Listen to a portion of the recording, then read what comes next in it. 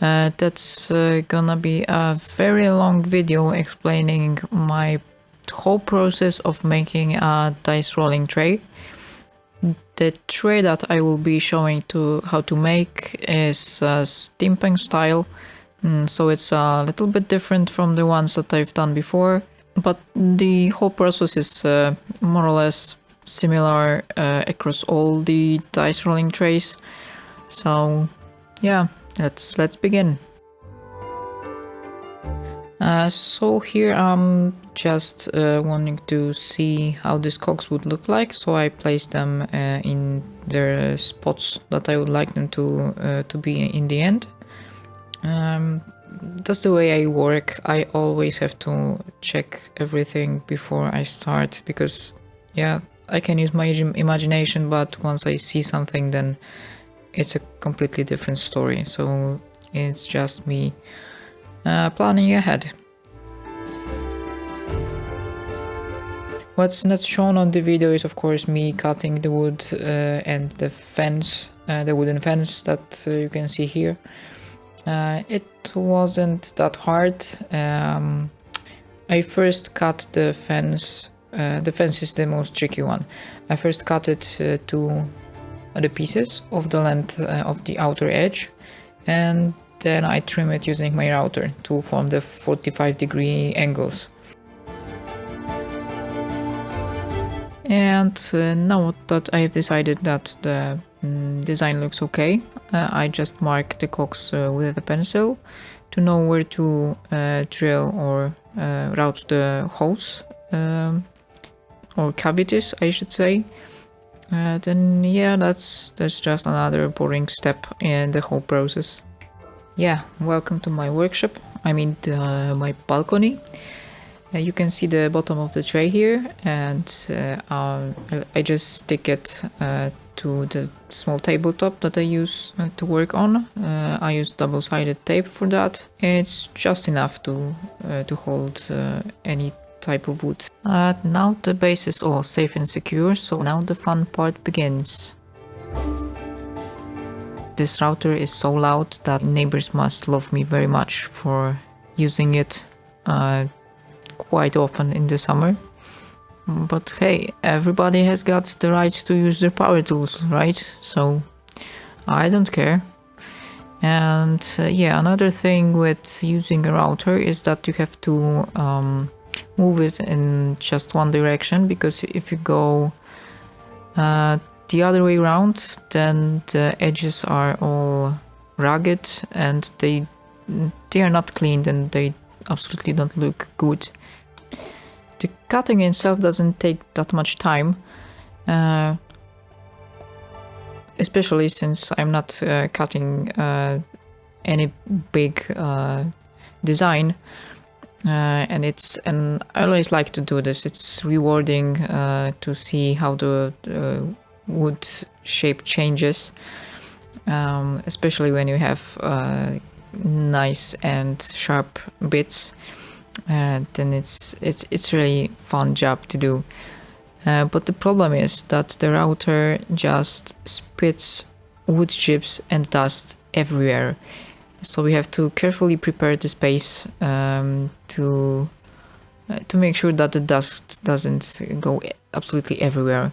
I'm working on my balcony, so you can see that there are all those sheets hanging everywhere, so that the wood chips aren't in my flowers, in my neighbor's flowers, in the neighbors that live 3 blocks away. It's just absolute mess. Afterwards, of course, I am all covered in wood dust and wood chips afterwards, from head to toe, and I'm of course wearing face mask, huge goggles that probably would be good to be used while skiing, and some piece of cloth on my head, and still the wood dust is everywhere afterwards. However, it's really good to know that you can do something like this with your hands and using just a basic power tool. It's fun thing to look at those things afterwards, always. So that's problematic, but yeah, I can live with that.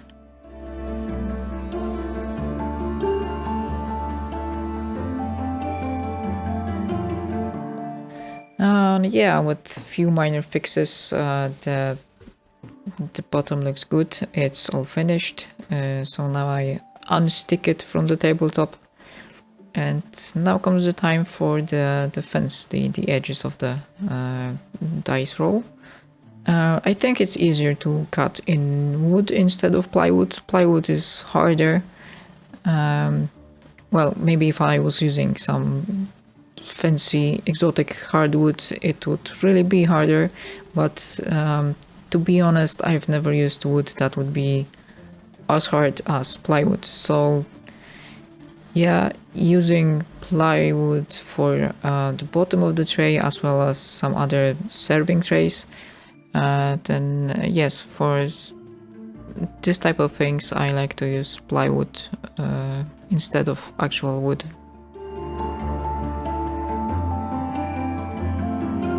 Of course, the double-sided tape cannot last forever, so I have to change it from time to time when it loses its stickiness, but only small pieces of it are enough.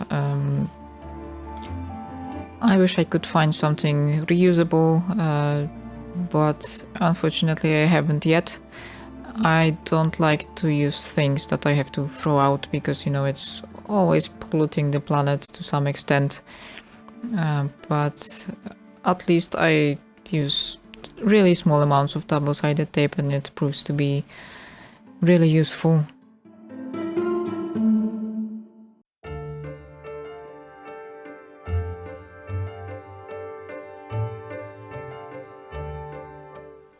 Good, so all the routing is now finished, and the next step would be to sand all the pieces, because the router always leaves sharp edges and I like to sand them down.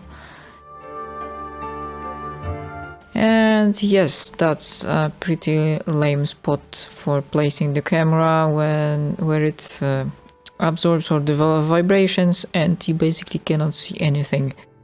This is the most expensive tool in my workshop. And yeah, I had to get over the price, but it was all worth it. The sander is perfect. You have to be careful though when sanding such small pieces with orbital sander, because this tool can be a little aggressive on the edges, and the resulting piece of wood is not flat because the edges are scraped off too much. Yeah, a few fixes on the bottom because I cannot leave the piece when something bugs me. Okay, so the whole routing process took something over 20 minutes, but I believe I had like 25 minutes of preparations beforehand, and now there is like more than half an hour of cleaning up to do, but hey, the result is perfect. Okay, so since the pieces are made of pine wood, they are really bright, and I figured that a darker brown, sort of rusty color would be perfect for this project. And I'm applying wood stain that is chestnut color, and it's exactly what I had in mind for this project. Okay, so that's the next day in the morning, and it's time to apply the first layer of hard matte lacquer. Of course, the wood grain is raised after applying the wood stain, but I'm not sanding it down at this step yet. I'll do this after applying the first coat of lacquer. Sanding it after applying just one layer of wood stain would leave the wood patchy with patches of brighter and darker colors. So to avoid this, I'm not sanding it down just yet. I don't want to apply 2 layers of wood stain. I have tried it on a spare piece and it came out too dark. And I'm applying a really thin layer of lacquer. I would rather apply 3 or 4 layers done, apply a thick layer, because lacquer is easily runs off and it leaves stains afterwards. So I'm always careful to apply as thin layer as is possible to get the best results.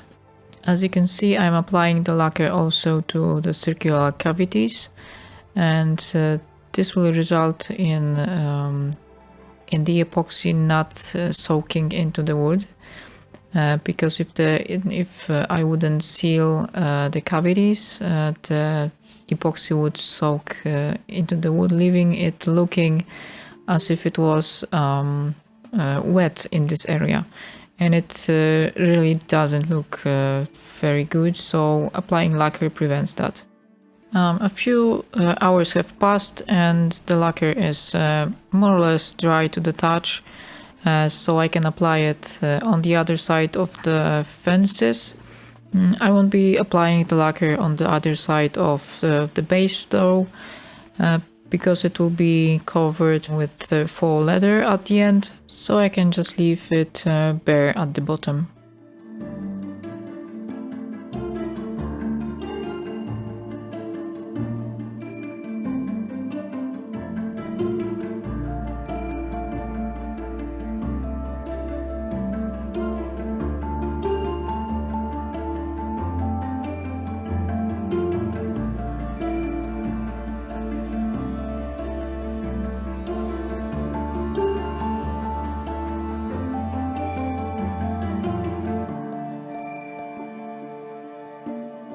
Now it's late evening the same day. The lacquer is not completely dry, at least it cannot be sanded yet, but I can put the first layer of epoxy into the cavities. So right now I'm going to prepare the edges so that the epoxy doesn't flow out from the cavities. Of course I could use just a regular adhesive tape, but it sometimes doesn't want to stick to the wood, and when epoxy starts to flow you cannot stop it and you can destroy the whole piece. So instead I figured out that I get a better result when I cut some rigid foil into small pieces and glue them onto the wood with liquid latex.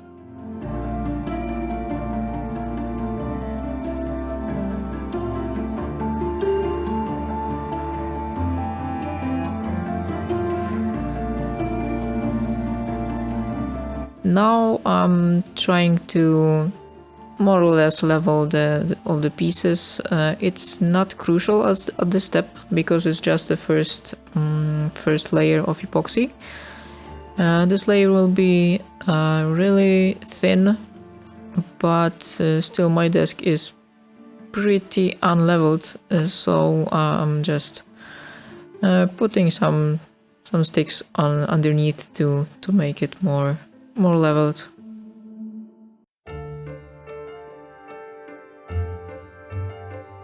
I never know how much epoxy to mix, so I'm just eyeballing it. It's really important though to mix thoroughly the two components, because if you don't, then the epoxy can end up being sticky. I'm adding just a tiny amount of mica powder that got this copper color. I just wanted to see how it looks, although this layer will be covered by the metal cogs, but I wanted to experiment a little.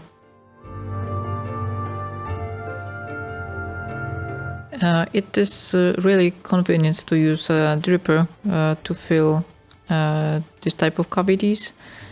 I guess it would be doable with just using a stick or pouring it straight from the cup, but there is a big chance of spilling the epoxy all over, so using this handy dripper. They are cheap, however I clean them up with acetone after using them. and one dripper can last up to 10 usages. When you clean it, it's not possible to clean it perfectly, or you would have to use like a ton of acetone, which I also try to avoid. I want to be as good for the environment as I can be, so I try to use the dripper as many times as I can and not to use too many chemicals to clean my tools. So I guess that's a fair compromise here.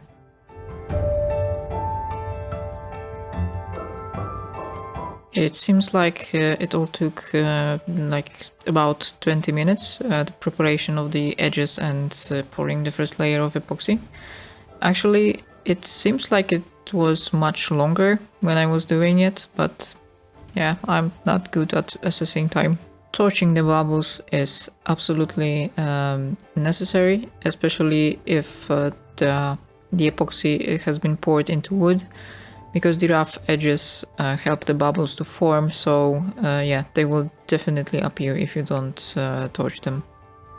Okay, so it's about 11 hours later and the epoxy has cured. It was really hot weather at the time, so it helped the epoxy to cure quicker. And now I am sanding the pieces.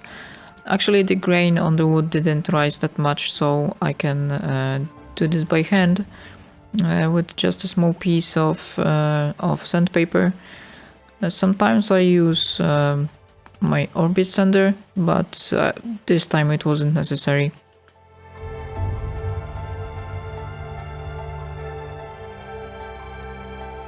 And of course the sandpaper left some dust that got into the cavities, so I now have to clean it up with some clean cloth, and then I'll be ready to apply another coat of lacquer.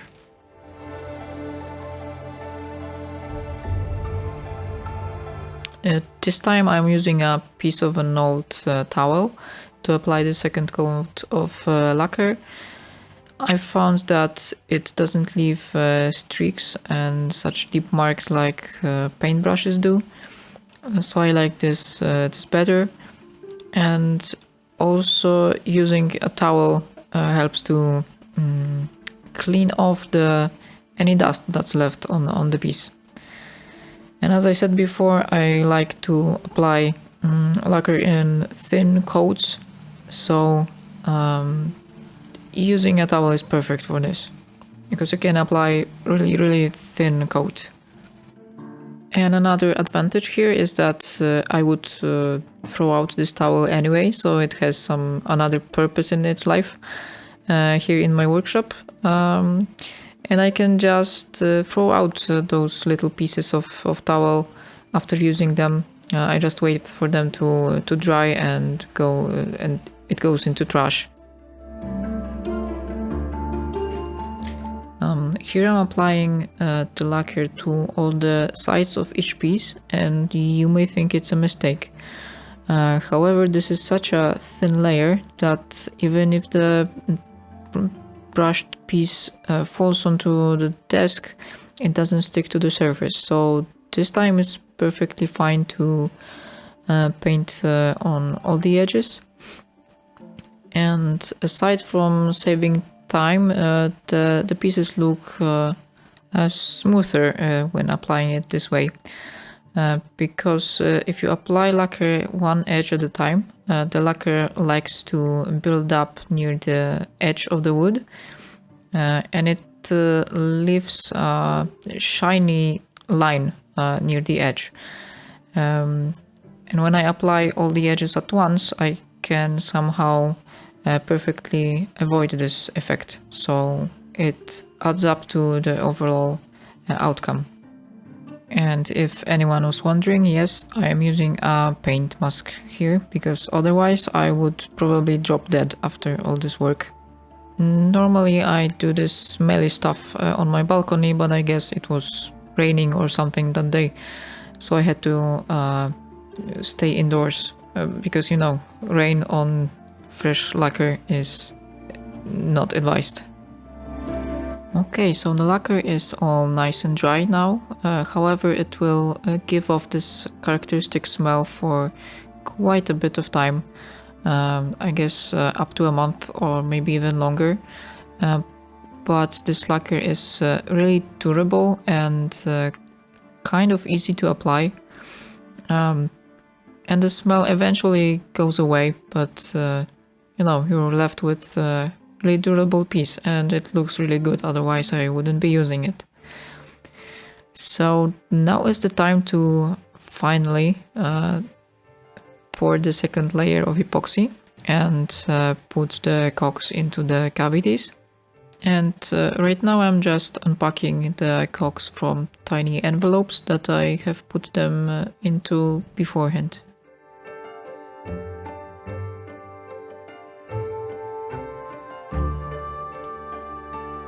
And actually I lost a part of the footage because my computer was doing some heavy computing and it didn't handle recording.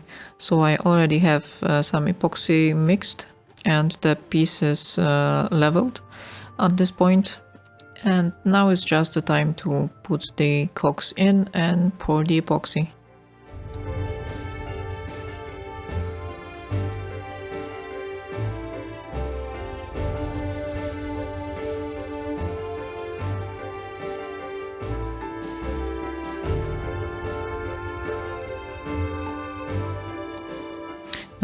On this still you can see a flashlight in my hand. I like to use flashlight or even sometimes a headlamp to see the epoxy better, because with transparent epoxy you cannot always see if it's even, if it's leveled, if it's flat with the rest of the surface.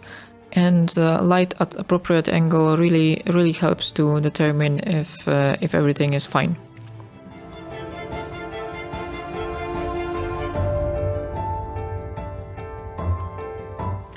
And I'm really sorry about the footage stopping at random places, but I didn't expect it that my computer wouldn't handle computations and recording at the same time.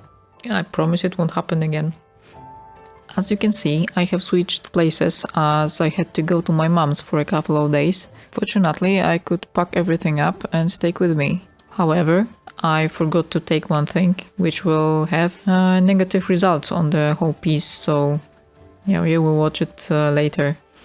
It's now time to take off those little plastic pieces that were preventing the epoxy to flow out from the edges.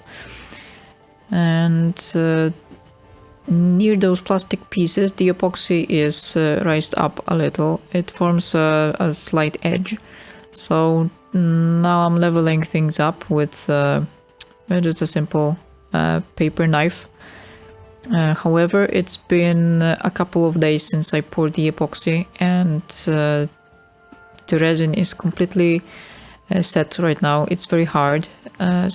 I typically do this step like a day after I pour the epoxy, and while it's still a little gum-like and soft, but now after a couple of days it's really hard to cut it, not destroying the base of the tray.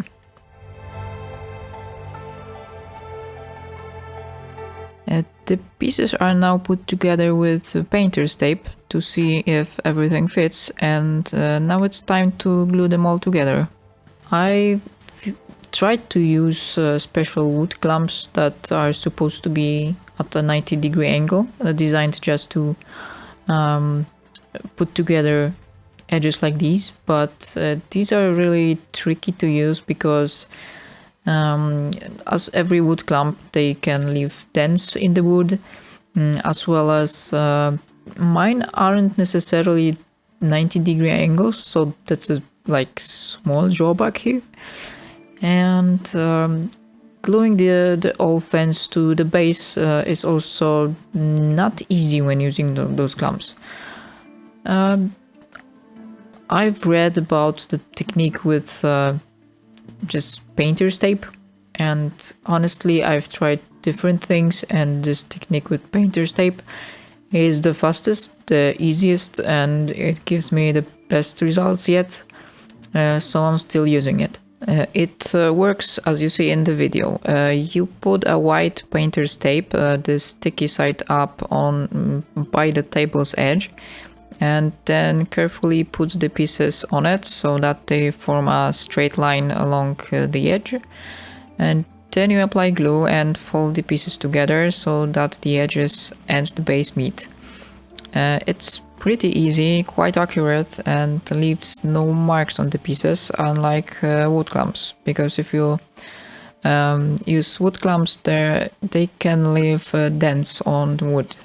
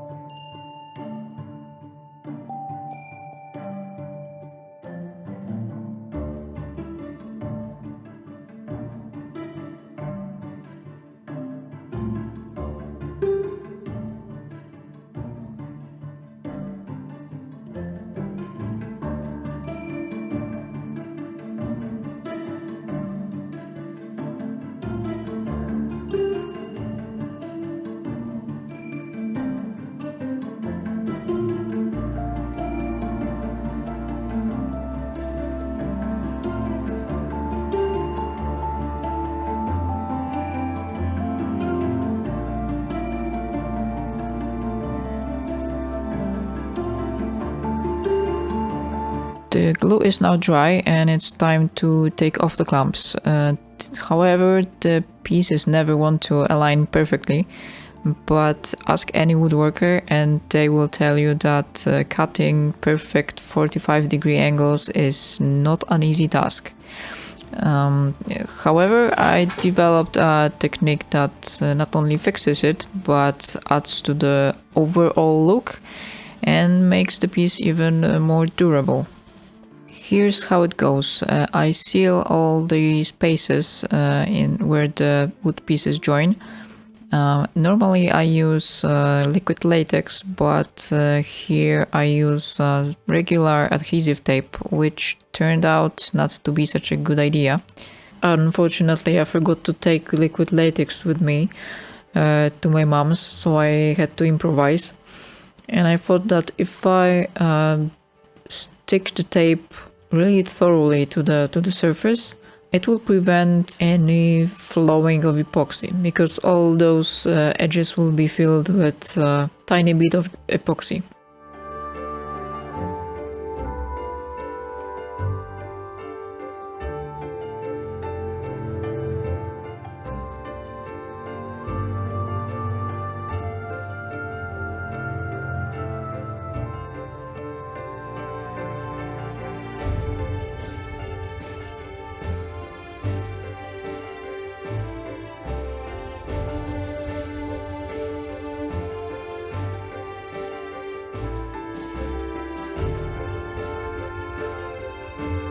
And now that all the edges are sealed with adhesive tape, I'm placing the tray so that there is only one edge down, as you can see here, because this edge will be filled with a tiny bit of epoxy. And I can fill only the bottom edge here, because the edges that would normally go straight up, the epoxy is gonna flow in there naturally. It's gonna be soaked up, so it's not necessary to put epoxy in those vertical edges separately, just the horizontal edges. However, you have to do all four of them one at a time, because the epoxy would flow down if I tried to do the rest of the edges right now. And as you pour, the epoxy disappears in the slit, because it fills any void that's in there, and some of it soaks in the wood that's still bare inside. So you have to do it slowly, because when you pour the epoxy and it forms this nice straight shiny line, then it disappears in some spaces and you have to fill it up a little, but after a few minutes it's done and the epoxy stops disappearing, let's say. If it still disappears, then you have to check if there's no leakage, or maybe the void is so big that it cannot be done in one pour. Then you have to come back after a few hours when the epoxy cures a little and fill it up. This is a lengthy process, but it really makes the piece durable. And it just looks good at the end, so 2 birds with 1 stone.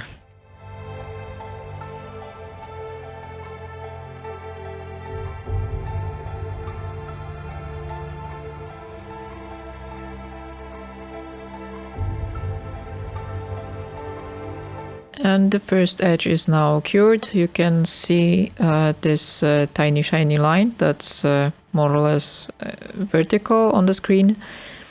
And now is the time to pour the second edge, so I'm just mixing up a little bit of epoxy.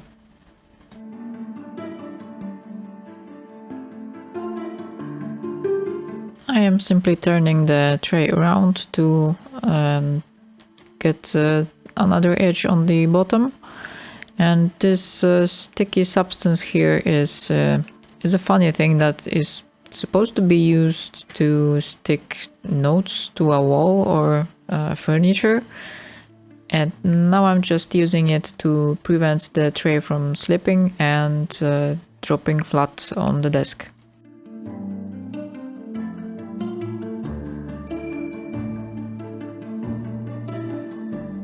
And the second edge is cured right now, so it's the time for the third one. Since I have a pretty fast setting epoxy, I can do 1 edge in the morning and 1 in the evening, so the whole thing takes only 2 days.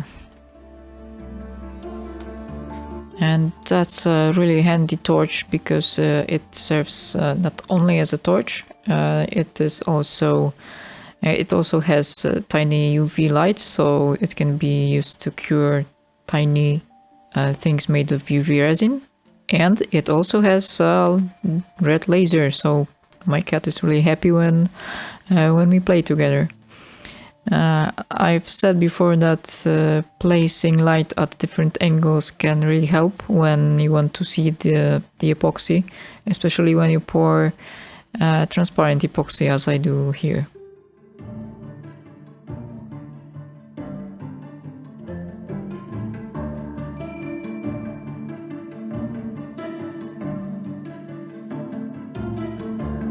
And finally the last edge.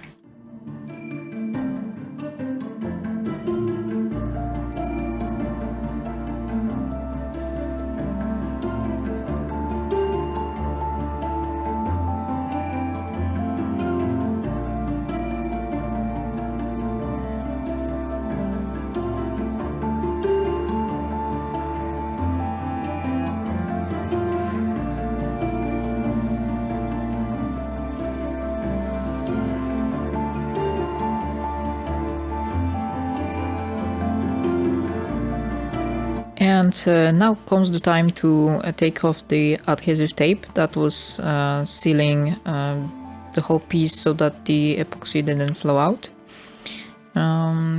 So just let's see what is underneath.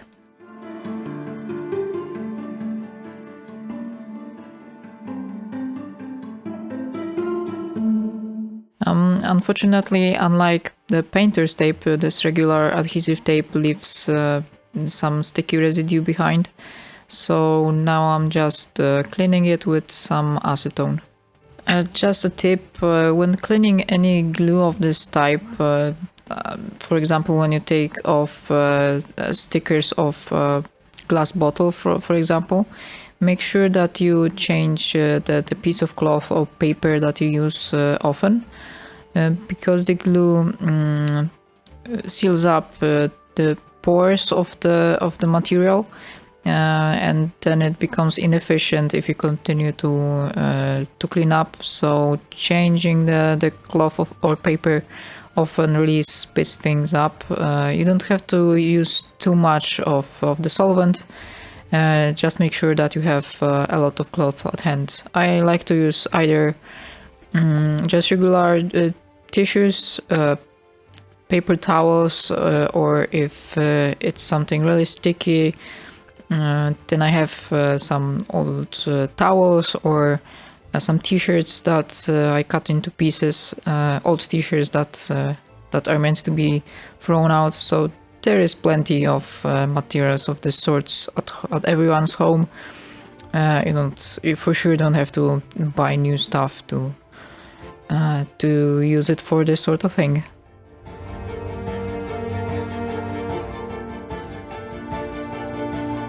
It turned out that the use of adhesive tape left a worse screw-up than just the sticky residue.